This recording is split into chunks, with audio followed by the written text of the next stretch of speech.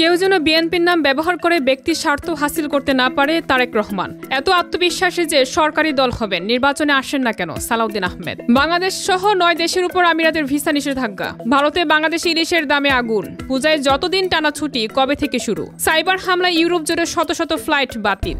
কেউ যেন বিএনপির নাম ব্যবহার করে ব্যক্তির স্বার্থ হাসিল করতে না পারে সেই বিষয়ে দলের নেতাকর্মীদের সচেতন থাকার নির্দেশ দিয়েছেন বিএনপির ভারপ্রাপ্ত চেয়ারম্যান তারেক রহমান। তিনি বলেন, আমাদের সকলকে সচেতন থাকতে হবে। আমাদের প্রত্যেকটি মানুষকে শহীদ জিয়া এবং দেশনেত্রী খালেদা জিয়ার প্রত্যেকটি সৈনিককে অত্যন্ত সচেতন থাকতে হবে। কেউ যেন আমাদের নাম ব্যবহার করে, এই দলের নাম ব্যবহার করে, বিএনপির নাম ব্যবহার করে তাদের ব্যক্তির স্বার্থ হাসিল করতে না পারে। কেউ যেন আমাদের নাম ব্যবহার করে জনগণের মধ্যে আমাদের সম্পর্কে বিভ্রান্তি ছড়াতে না পারে। এ ব্যাপারে প্রত্যেককে দায়িত্ব পালন করতে হবে।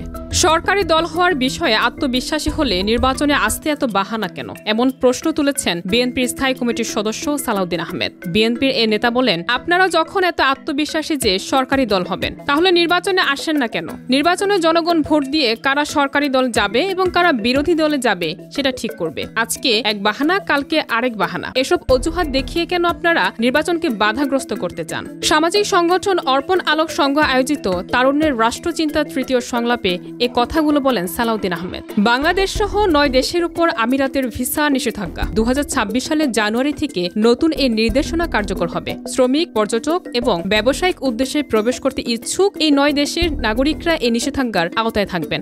সংযুক্ত আরব আমিরাতে ভ্রমণ, কাজ বা ব্যবসায়িক উদ্দেশ্যে প্রবেশ করতে ইচ্ছুক বিদেশি নাগরিকদের জন্য ভিসা একটি অপরিহার্য নথি। যদিও বেশিরভাগ নাগরিক সংযুক্ত আরব আমিরাতে পর্যটন ভিসা বা সংযুক্ত আরব আমিরাতের কাজের ভিসার জন্যই আবেদন করেন। ভারতে বাংলাদেশি ইলিশের দামে আগুন। কিনতে পারছেন না অনেকে। দাম বেশি হওয়ায় আগ্রহ হারাচ্ছেন তারা। ক্রেতা কম হওয়ায় এখন বাংলাদেশ থেকে আর ইলিশ আমদানি করা হবে কিনা সে চিন্তাও করছেন ভারতীয় আমদানিকারকরা, জানিয়েছে সংবাদ মাধ্যম টাইমস অফ ইন্ডিয়া। কলকাতার বিভিন্ন জায়গায় খোঁজ নিয়ে দেখা গেছে, গত বৃহস্পতিবার বাংলাদেশি ইলিশ কেনার সাধারণ মানুষ খুব একটা আগ্রহ দেখাননি। এরপর গতকাল শুক্রবার লেক মার্কেট, গাড়িয়াহাট এবং মানিকতলার খুচরা ব্যবসায়ীরা হাওড়ার পাইকারি বাজার থেকে মাত্র 5 কেজি থেকে 25 কেজি করে ইলিশ নিয়েছেন। এর মধ্যে শোনা যাচ্ছে গুজরাট থেকে ইলিশের বড় একটি চালান আসছে।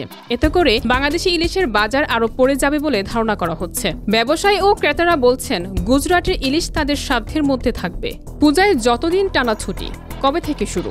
দুর্গোৎসব সূচনা লগ্ন শুভ মহালয়া আগামী 21 সেপ্টেম্বর। এদিন সরকারি কোনো ছুটি না থাকলেও অনেকেই ব্যক্তিগতভাবে ঐচ্ছিক ছুটি নিয়ে থাকেন। ক্যালেন্ডার অনুযায়ী এবার দুর্গাপুজোর সাপ্তাহিক ছুটি মিলিয়ে সরকারি চাকুরিজীবীরা টানা 4 দিনের ছুটি উপভোগ করবেন। 1 অক্টোবর মহানবমী উপলক্ষে নির্বাহী আদেশে ছুটি ঘোষণা করা হয়েছে। 2 অক্টোবর বিজয়া দশমীর সরকারি ছুটি এবং এরপর 3 ও 4 অক্টোবর শুক্র শনিবার সাপ্তাহিক ছুটি থাকছে। সাইবার হামলায় ইউরোপ জুড়ে শত শত ফ্লাইট বাতিল।